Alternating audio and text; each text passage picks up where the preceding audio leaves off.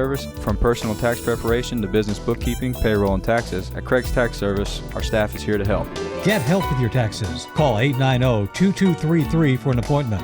As a former Siegel Star football player, I know the importance of the high school sports experience. Good luck to all county student athletes. Craig's Tax Service, 890-2233.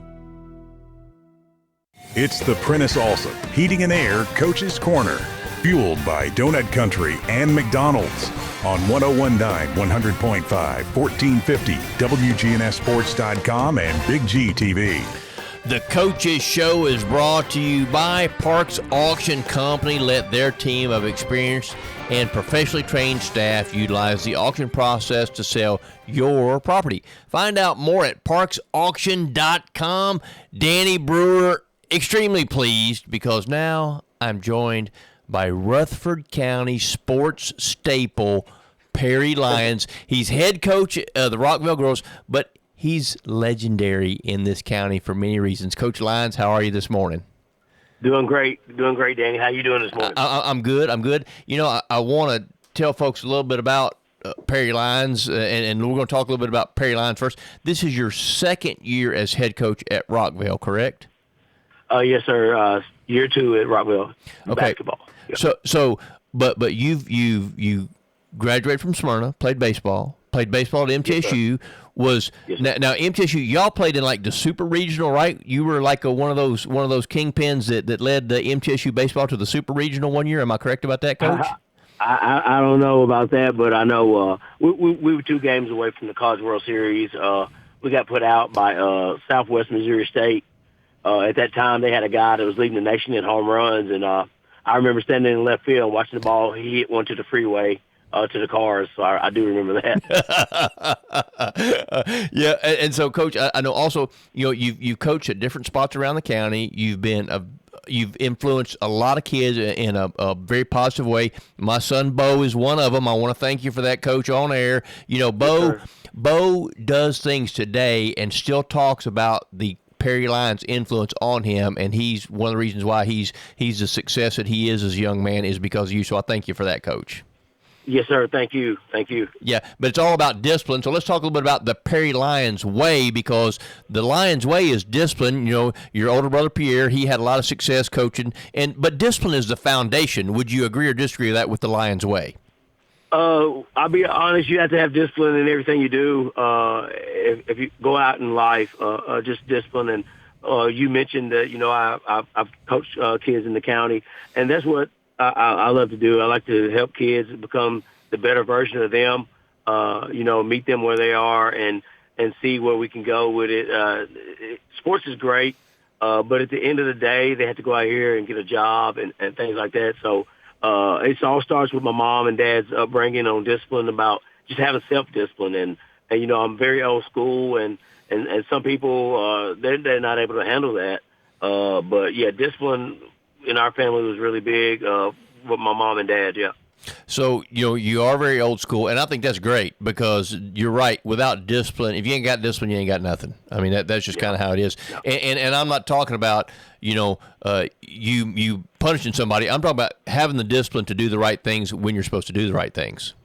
Well, they always talk about, you know, what are you doing when no one's watching? You know, you know, a lot of times people they think, well, this kid is really good on the field or they're really good on the court.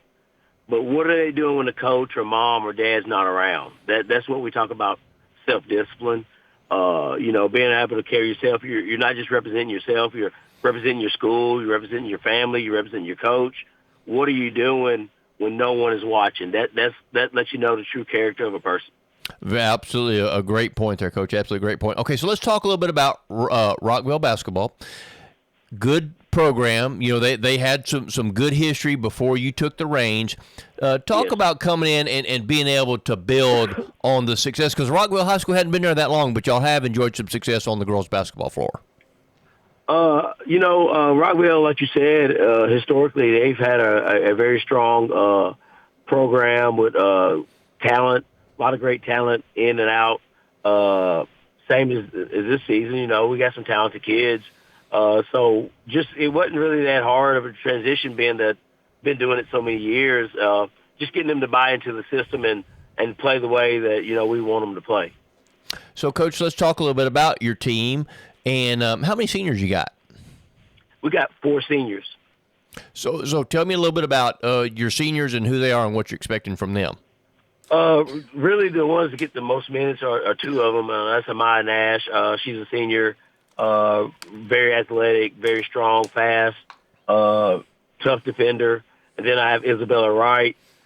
She's the head of the engine, point guard, so to speak. What I like about her, she's a pass-first point guard. I've gotten on to her telling her, you need to try to score a little bit more. She did that last night for us. Then we have a good program kid, Mariah Gray. Her family's awesome.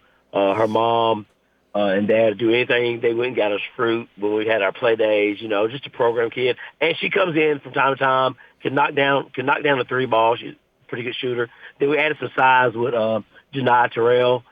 She's a kid I just kind of found in the hallway. She's about 5'10", 5'11". I said, hey, you're playing basketball.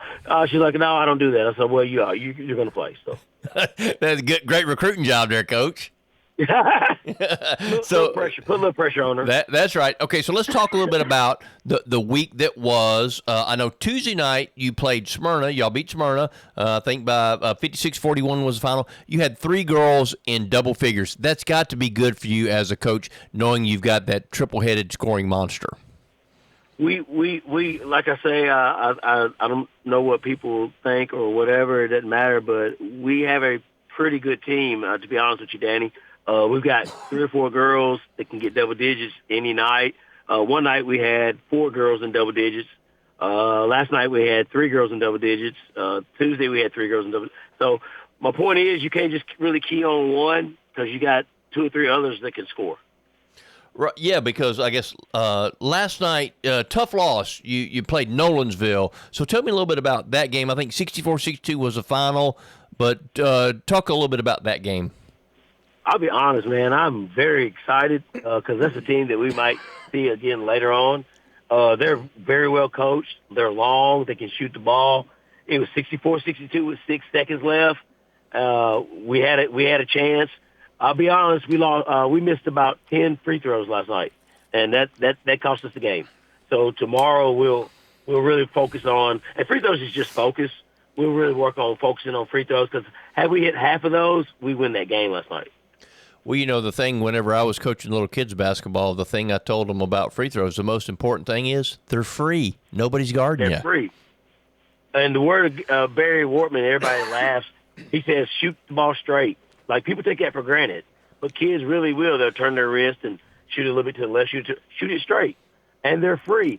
Nobody's in front of you. So, like I said, if we could have made half of the 10 that we missed, you probably have a different outcome. But I was excited. The girls played really hard. The game plan, they followed the game plan, and we was right there at the end.